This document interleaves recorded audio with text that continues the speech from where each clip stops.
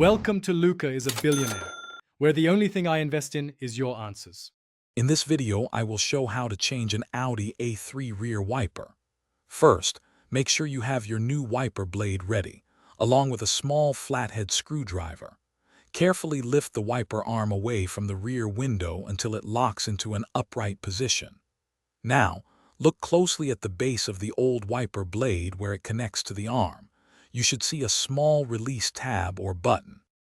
With the arm lifted, press that release tab firmly.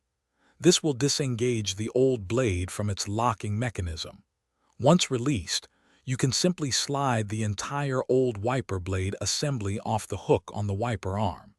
Take a moment to inspect the wiper arm itself for any corrosion or damage before proceeding to the next step. Now take your new wiper blade and align its connector with the hook on the wiper arm. Slide the new blade onto the arm, pushing it firmly until you hear a distinct click, indicating it's securely locked in place.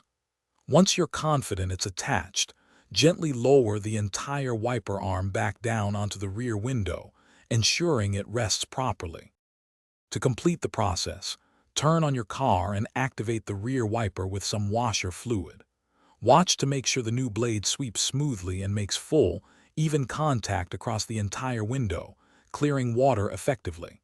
If everything looks good, you're all set. Also, for a fresh car interior, check out the link in the description for Little Trees Black Ice air fresheners and other great deals. Thanks for watching and drive safely. Thanks for watching and please subscribe. It's the best investment you'll ever make.